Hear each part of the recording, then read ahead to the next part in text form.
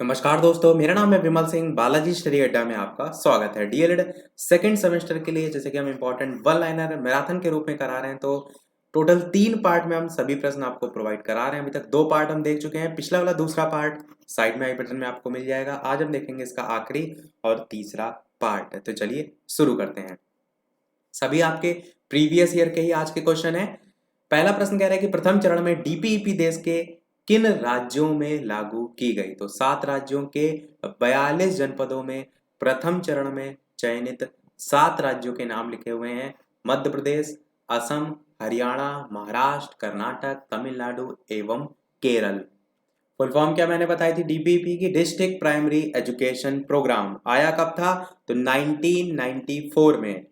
कितने चरणों में संपन्न हुआ था? तो आप कहेंगे टोटल 3 चरणों में। यहाँ पर क्या पूछा गया है? प्रथम चरण के संदर्भ में पूछा गया है, तो सभी ध्यान रखिएगा। और एक प्रश्न ये भी समझ में यानी कि आपको पूछा जा सकता है कि उत्तर प्रदेश को कौन से चरण में शामिल किया गया था? तो दूसरे चरण में शामिल किया गया था। इस चीज का भी ध्यान रखिएगा।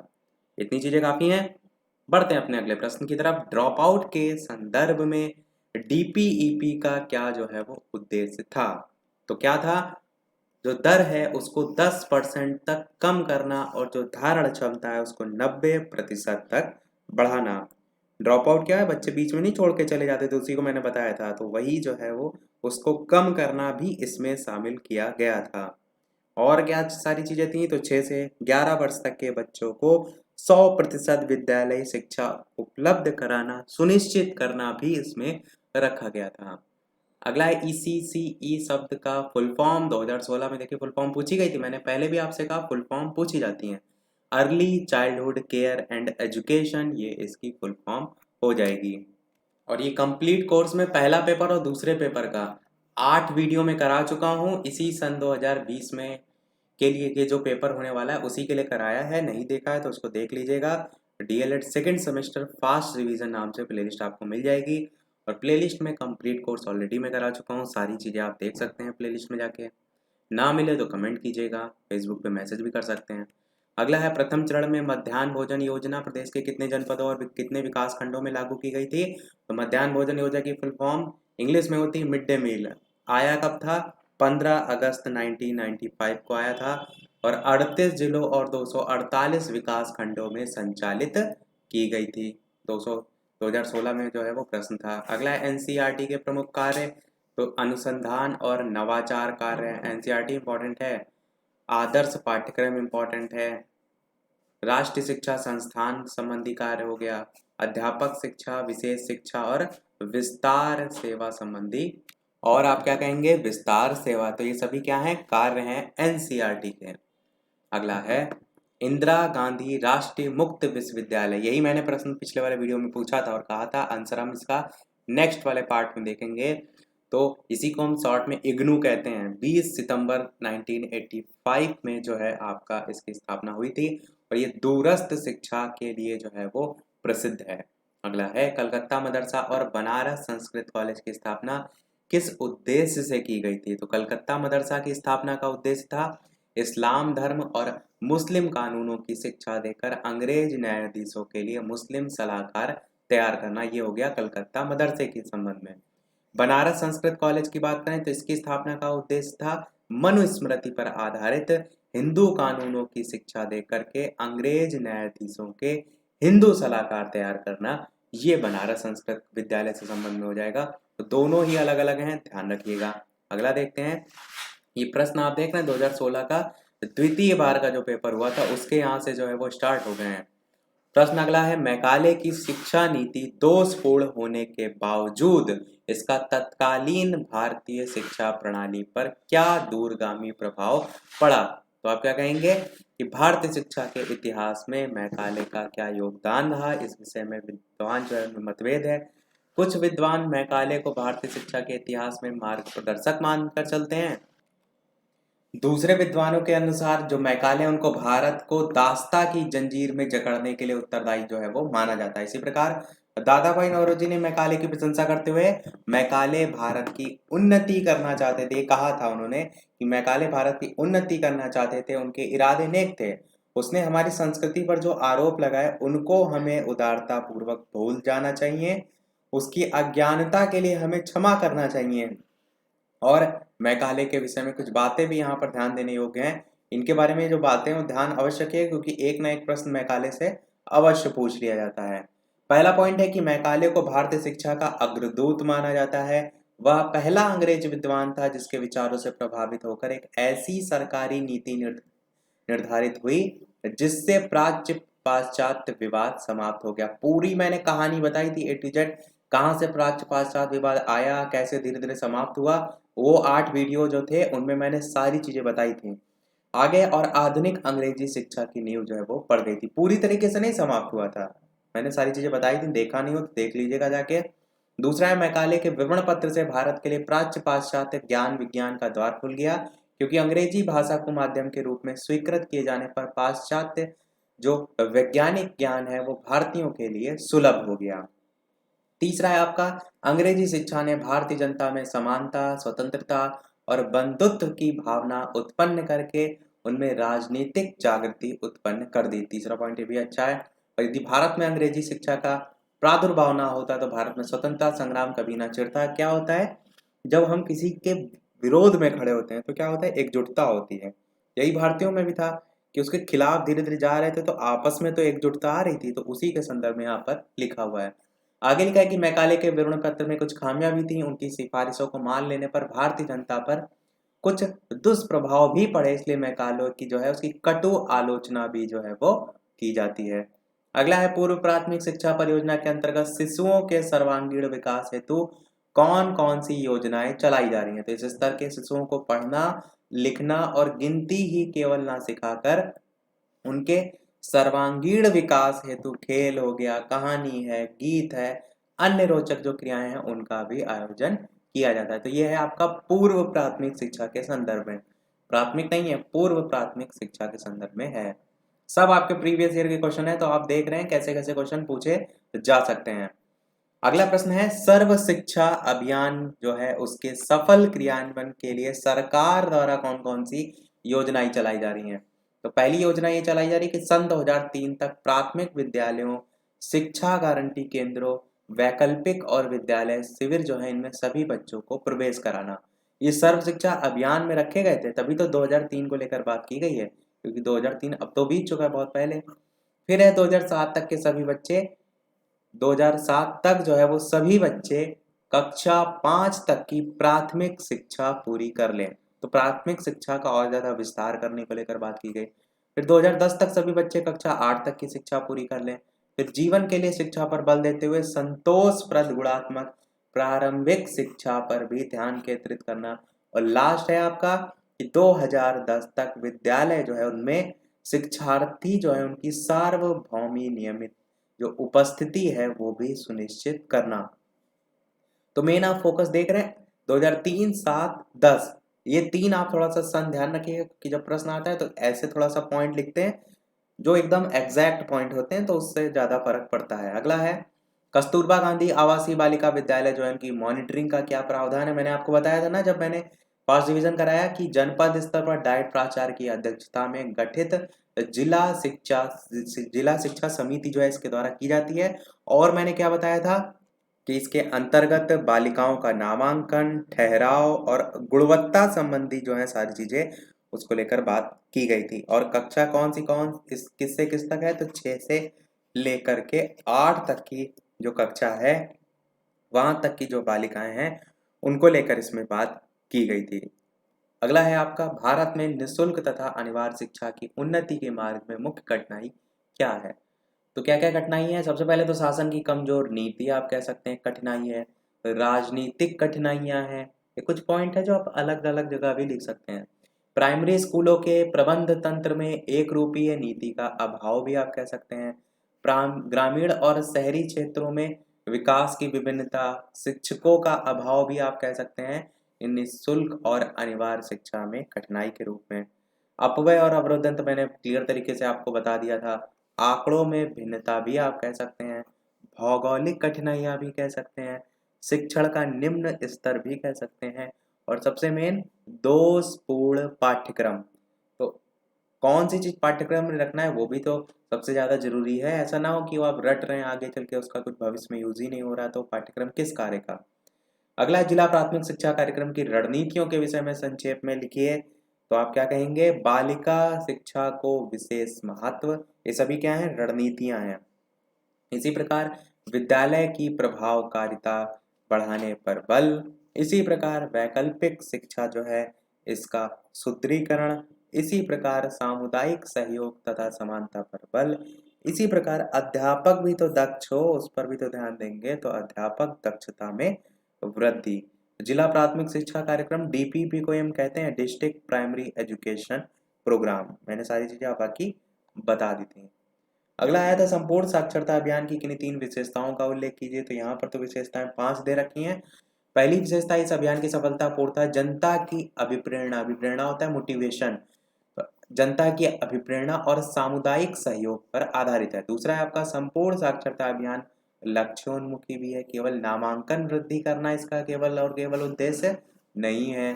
फिर कह रहे हैं कि यह परियोजना विशिष्ट क्षेत्रों में समयबद्ध और स्वैच्छिक संस्थाओं व्यक्तियों के आपसी सहयोग से भी परिणामोन्मुखी है। इसी प्रकार संपूर्ण साक्षरता अभियान को संचालित करने के लिए जिला स्तर पर भी पंजीकृत समितियों को अनुमति प्रदान की गई है।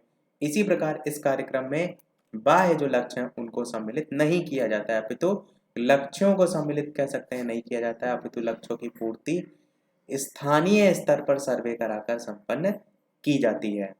और यहाँ पर डबल बार लिखा है, बाह्य लक्ष्यों को सम्मिलित नहीं किया जाता है, अपितु लक्ष्यों को सम्मिलित नहीं किया जाता है। आप इसको दोबारा से ना लिखे, अपितु से लिखेंगे लक्ष्यों की पूर्ति स्थानीय स्तर पर सर्वे कराकर संपन्न की जाती है। अगला प्रश्न देखते हैं। इसके अलावा वीडियो पसंद आ रहा हो तो सभी लोग वीडियो को लाइक भी अवश्य कर दीजिएगा, ताकि इसी प्रकार अच्छे अच्छे प्रश्न हम आपको आगे भी प्रैक्टिस जो है वो कराते रहें। तो यहाँ से हमारे 2017 के क्वेश्चन स्टार्ट हो रहे हैं। अभी तक 2016 के द्वितीय बार के क्वेश्चन जो है वो चल रहे थे। 2017 में सबसे पहला प्रश्न पूछा गया था, न्यूनतम अधिगम स्तर से आप क्या समझते हैं। तो यहाँ पर अलग अलग अर्थ कर यहाँ पर बताकर डिफाइन किया गया। न्यूनतम मतलब होता है कौशलता के उस अंश से जो किसी निश्चित कक्षा के विद्यार्थियों द्वारा निश्चित समय में अर्जित किया जाता है। ये चीज को लेकर मैंने एक एग्जाम्पल भी आपको बताया था, अगर आपको याद होगा, कि किसी भी क्लास में पास होने के लिए अधिकतर आप देखेंगे तो 33% पासिंग मार्क्स जो है वो रखा जाता है। तो ये क्या है, ये वो न्यूनतम लेवल है जो उस कक्षा के विद्यार्थी को मिनिमम अगली क्लास में जाने के लिए पास करना होगा इतने अंकों से। फिर अधिगम की बात करें तो अधिगम का अर्थ होता है सीखना, अर्थात बालक के व्यवहार से ऐसे परिवर्तन जिससे वह स्वयं को समाज में समायोजित कर सके। और स्तर क्या है, इसका अभिप्राय है जिसमें निश्चित समय में उपलब्धि प्राप्त करना है। तो इस प्रकार से न्यूनतम अधिगम स्तर को आप नॉर्मल से यही 33% को लेकर जो है वो लिख सकते हैं। नीचे डेफिनेशन भी लिखी है कि न्यूनतम अधिगम स्तर एक ऐसी प्रक्रिया है जिसमें यह निर्धारित किया जाता है कि बच्चे को अमुक या किसी निश्चित स्तर पर कम से कम कितना सीखना चाहिए। इसी लाइन को आपको मैंने बताया था, 33% पासिंग मार्क्स ये दर्शाती है कि किसी निश्चित स्तर पर बच्चे को कम से कम 33% लेवल का आना ही चाहिए एक क्लास से दूसरी क्लास में जाने के लिए। तो यही आप न्यूनतम अधिगम स्तर, अलग अलग जो परियोजनाएं आती है उसको बढ़ाने को लेकर बात की जाती है कि बच्चे को जो मिनिमम इतना आना ही चाहिए, वो सारी चीजें इसमें बढ़ाने को लेकर बहुत सी योजनाओं में बात की गई है। अगला है महिला समाख्या कार्यक्रम क्या है। तो राष्ट्रीय शिक्षा नीति के अनुरूप महिला समाख्या योजना ग्रामीण क्षेत्रों में खासकर सामाजिक आर्थिक रूप से जो पिछड़े समूह हैं उनकी महिलाओं की शिक्षा और उनके सशक्तिकरण के लिए 1989 में शुरू की गई थी। सन ध्यान रखिएगा 1989। महिला समाख्या कार्यक्रम का उद्देश्य है समानता हासिल करने के लिए महिलाओं की शिक्षा हेतु एक ऐसा माहौल का सृजन करना जिसमें महिलाएं ज्ञान तथा सूचना प्राप्त कर अपने और अपने समाज के विकास में सकारात्मक भूमिका अदा करने के लिए सशक्त बने। और इस समय ये कार्यक्रम 10 राज्यों, 10 राज्य कौन से हैं, आंध्र प्रदेश, असम, बिहार, छत्तीसगढ़, झारखंड, कर्नाटक, केरल, गुजरात, उत्तर प्रदेश, उत्तराखंड के 126 जिलों में कार्यान्वित किया जा रहा है। ये क्वेश्चन आपका नया था, महिला समाख्या कार्यक्रम 2017 में आया था। तो देखिए प्रीवियस ईयर से आपको एक अच्छा और पॉइंट यहाँ से पता चल गया। अगला है शिक्षा में अपव्यय एवं अवरोधन से आप क्या समझते हैं। तो अपव्यय क्या होता है, इससे हमारा तात्पर्य प्राथमिक शिक्षा पूरी किए बिना ही प्राथमिक शिक्षा के किसी स्तर से विद्यालय छोड़ देना है। और इस प्रकार अपव्यय जो होता है वो उम्र, श्रम, शक्ति, प्रयास और जो अभिभावक हैं उनके धन की क्षति होती है अपव्यय में, जो कि बालक के प्राथमिक शिक्षा के पूर्ण ना करने के कारण होती है। अवरोधन की अगर बात करें तो बच्चों का एक कक्षा में, अवरोध मतलब ये होता है रुकना, ठहरना, एक वर्ष से अधिक समय के लिए रुकना। भारत में बड़ी मात्रा में छोटे छोटे अबोध बालक एक ही कक्षा में एक से अधिक वर्ष के लिए रुक जाते हैं। तो ये अपव्यय और अवरोधन मैंने पूरी तरीके से आपको डिफाइन किया था, यदि आपको याद होगा। किस समिति में इसके संबंध में बात की गई थी? तो हर्टांग समिति में बात की गई थी। हर्टांग समिति कब आई थी?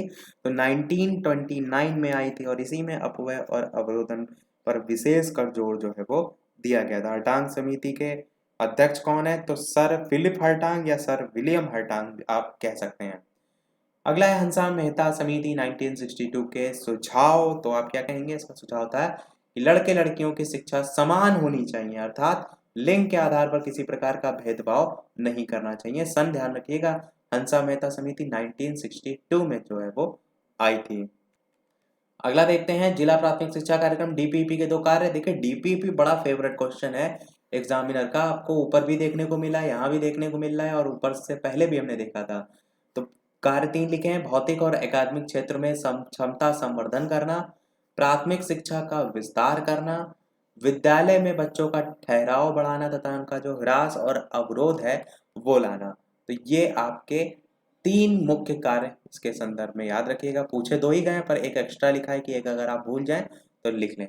उद्देश्य की बात करें तो 6 से 11 वर्ष मैंने बताया था अभी, सभी बच्चों को 100% विद्यालय सुविधा उपलब्ध कराना, सामान्य वर्ग की तुलना में बालिकाओं तथा वंचित वर्ग के बच्चों को आप जो विद्यालय जो है उसमें नामांकन, धारण तथा संप्राप्ति का 5% तक कम करना और बेस लाइन सर्वे को आधार मानते हुए गणित तथा भाषा की संप्राप्ति स्तर में 25% तथा अन्य विषयों में 40% तक वृद्धि करना। ये कुछ ही पॉइंट है, आप आसानी से इन्हें याद रख सकते हैं।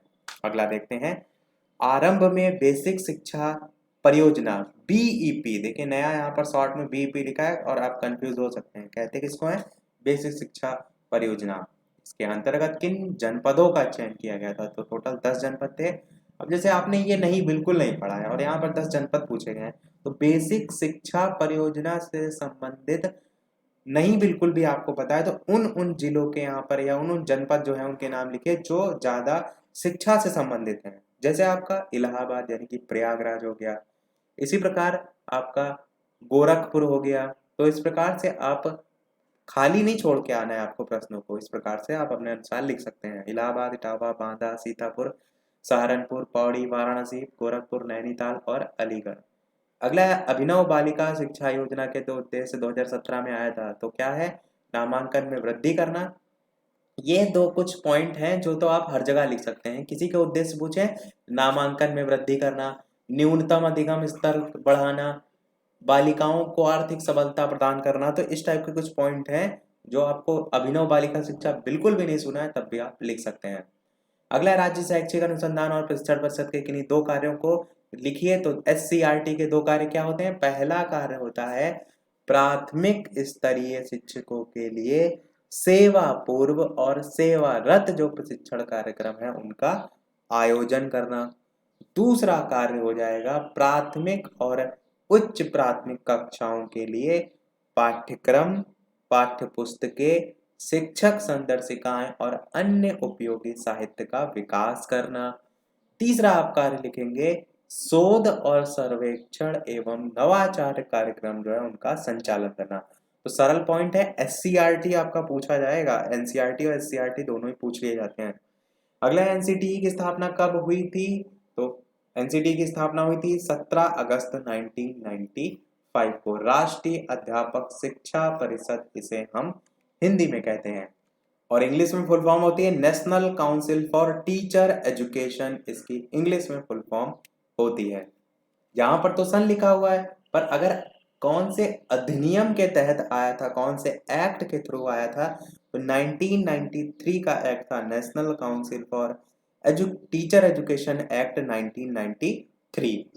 अगला है ब्रिज कोर्स से आप क्या समझते हैं? तो ब्रिज कोर्स आप देख रहे हैं बीएड जो डिग्रीधारी हैं वो 6 महीने का ब्रिज कोर्स करके बीटीसी के समान वरीयता प्राप्त कर सकते हैं। तो उसी से संबंधित है आपका ब्रिज कोर्स से तात्पर्य है ऐसा कोर्स जो शिक्षा से वंचित या ड्रॉप आउट बच्चे हैं उनको या ऐसे बालकों जो किसी वजह से शिक्षा से जुड़ नहीं पाए हैं उन्हें शिक्षा से जोड़ने के लिए ब्रिज कोर्स कराया जाए। यहाँ पर ब्रिज कोर्स आपका ड्रॉप आउट बच्चों के लिए है और यहाँ जो बीएड के लिए चलता है वो आपका अलग है। 2017 में क्वेश्चन आया था। अगला स्कूल रेडीनेस कार्यक्रम की विशेषताएं हैं, तो ये तो मैंने बताया था उन लोगों के लिए बनाया जाता है जो कक्षा 1 में सीधे प्रवेश करते हैं और 1 से पहले की जो शिक्षा होती है पूर्व प्राथमिक शिक्षा, उन्हें किसी प्रकार का अनुभव प्राप्त नहीं होता है। तो बालकों को प्रारंभिक 6 सप्ताह से लेकर के 2 माह तक की अवधि तक बालकों को पूर्व प्राथमिक शिक्षा के अनुभव प्रदान किए जाते हैं और उन्हें विद्यालय के लिए तैयार किया जाता है। इसी को हम स्कूल रेडीनेस कार्यक्रम कहते हैं। अगला मोस्ट इंपॉर्टेंट क्वेश्चन, मैकाले के निस्यंदन सिद्धांत से आप क्या समझते हैं? तो क्या होता है आपका, मैंने पूरा बताया था क्लियर तरीके से कि शिक्षा की व्यवस्था केवल उच्च वर्ग के व्यक्तियों के लिए की जाए इनके अनुसार, जहां से वह स्वतः ही धीरे धीरे छन कर निम्न वर्ग तक पहुंच जाएगी। और छनाई से तात्पर्य किसी द्रव का छन छन कर नीचे आने से है। शिक्षा के क्षेत्र में निस्यंदन या छनाई से तात्पर्य समाज के उच्च वर्ग को दी गई शिक्षा का कालांतर यानी कि धीरे धीरे समय बीतते बीतते इसमें निम्न वर्ग तक पहुंचने से होता है। अगला है प्राथमिक शिक्षा के संबंध में वुड डिस्पैच की प्रमुख जो संस्तुतियां वो क्या थी? तो इस घोषणा पत्र द्वारा प्रथम बार यह अनुभव किया गया कि भारतीयों की शिक्षा का दायित्व सरकार पर है। दूसरा आपका है शिक्षा में छनाई के सिद्धांत को अस्वीकार किया कर दिया गया और जन शिक्षा के प्रचार प्रसार पर बल दिया गया। ये भी प्रश्न पूछा जाता है कि लॉर्ड मैकाले जो है उसको अस्वीकार करने के संबंध में किनका घोषणा पत्र था। अगला है शिक्षा प्राप्ति के लिए निर्धन छात्र जो है उनको छात्रवृत्तियां देने की भी सिफारिश की गई। अगला है जिला शिक्षा और प्रशिक्षण संस्थान यानी कि डाइट की स्थापना किस शिक्षा आयोग की संस्तुति पर की गई थी? तो डाइट की स्थापना राष्ट्रीय शिक्षा नीति 1986 के द्वारा निर्धारित रणनीति के अंतर्गत अक्टूबर 1987 में यानी कि जस्ट एक साल बाद प्रत्येक जिला स्तर पर जिला शिक्षा और प्रशिक्षण संस्थानों की स्थापना का कार्य प्रारंभ किया गया था। अगला है संविधान के अनुच्छेद 21A के भाग 3 के अंतर्गत मूल अधिकार में क्या निहित है? तो आप क्या कहेंगे? राज्य को 6 से 14 वर्ष तक के सभी बच्चों को निःशुल्क तथा अनिवार्य शिक्षा उपलब्ध करानी होगी, यही इसमें निहित है। और यहीं से आपके 2017 के क्वेश्चन समाप्त हुए।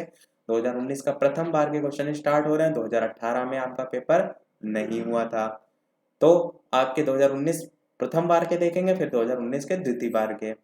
बाल शिक्षा अधिकार नियम के अंतर्गत क्या निजी ट्यूशन की छूट है? आप कहेंगे नहीं है। कलकत्ता मदरसा की स्थापना कब और किसने की थी? तो 1781 में प्रथम गवर्नर जनरल वॉरेन हेस्टिंग्स ने जो है वो की थी। मोस्ट इंपॉर्टेंट क्वेश्चन है, ध्यान रखिएगा। स्कूल मिशन स्कूल जो है उनकी 4 विशेषताएं लिखी है। तो कक्षा शिक्षण प्रारंभ करने का सैनिक हो जाता है। आधुनिक शिक्षण विधियों का प्रयोग किया जाता है। प्राथमिक स्कूलों में शिक्षा का माध्यम भारतीय भाषाएं थी। इन स्कूलों में ईसाई धर्म की शिक्षा अनिवार्य रूप से दी जाती थी। इस प्रकार से आप लिख सकते हैं। अगला देखते हैं शिक्षा में छनाई सिद्धांत। अभी तो मैंने आपको बता ही दिया, छनाई सिद्धांत से तात्पर्य समाज को उच्च वर्ग को दी गई शिक्षा को कालांतर में निम्न वर्ग से पहुंचाने से होता है। अगला है लॉर्ड कर्जन की शैक्षिक नीतियों में शिमला शिक्षा सम्मेलन 1901 बताइए। तो क्या होता है इसको समझिए, नया क्वेश्चन है। लॉर्ड कर्जन की शैक्षिक नीति में सन 1901 में लॉर्ड कर्जन से शिमला में एक गुप्त शिक्षा सम्मेलन बुलाया। इस सम्मेलन का मुख्य उद्देश्य क्या था? भारतीय शिक्षा का पुनर्गठन और सुधार करना। इस सम्मेलन में 150 प्रस्ताव पारित किए गए थे जो कि शिक्षा नीति संबंधी जो सरकारी प्रस्ताव हैं और कर्जन की शिक्षा नीति के आधार पर बने थे। इस नीति के अंतर्गत भारतीय विश्वविद्यालय आयोग को नियुक्त किया गया और इसके पश्चात 11 मार्च 1904 को लॉर्ड कर्जन ने अपनी शिक्षा नीति को एक सरकारी प्रस्ताव के रूप में प्रकाशित किया था। बहुत ही साधारण सी भाषा में लिखा हुआ है आपका, लॉर्ड कर्जन की शैक्षिक नीतियों में शिमला शिक्षा सम्मेलन 1901। अगला राष्ट्रीय शिक्षा नीति 1992 में राष्ट्रीय शिक्षा व्यवस्था के विषय में क्या कहा गया है? तो ये संशोधित राष्ट्रीय शिक्षा नीति के संदर्भ में पूछा गया है। तो आप क्या कहेंगे? शैक्षिक संरचना एक समान होनी चाहिए। ये शैक्षिक संरचना 10+2+3 के आधार पर होनी चाहिए और इसे सभी राज्य अपने अपने यहाँ लागू कर दें और शिक्षा की राष्ट्रीय प्रणाली राष्ट्रीय पाठ्यक्रम संरचना पर आधारित होनी चाहिए। फिर आप क्या कहेंगे? शिक्षा बिना बोझ के नामक शीर्षक किसकी रिपोर्ट में प्रस्तुत की गई? तो आप कहेंगे यशपाल समिति की रिपोर्ट में प्रस्तुत जो है वो की गई। मैंने पहले भी आपको बताया कि जो इस सन 2020 की राष्ट्रीय शिक्षा नीति आई है उसको एक बार अवश्य देख लीजिएगा। लेटेस्ट से अगर क्वेश्चन आया तो बिल्कुल आपसे पूछा जा सकता है। अगला है NCFTE 2009 क्या है, तो आपका शिक्षक शिक्षा हेतु राष्ट्रीय पाठ्यचर्या की रूपरेखा 2009 है आपका NCFTE, जिसमें शिक्षक शिक्षा हेतु एक नवीन दस्तावेज है। उद्देश्य है योग्य, पेशेवर और मानवीय जो मूल्य हैं उनसे युक्त शिक्षकों को तैयार करना।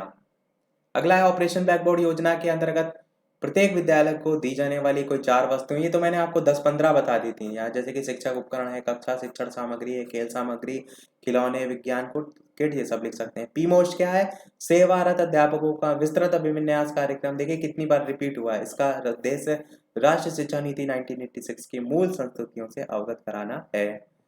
SOPT का पूरा नाम क्या है, प्राथमिक शिक्षकों का विशेष अनुस्थापन कार्यक्रम, और इंग्लिश में फुल फॉर्म होती है special orientation of primary teachers.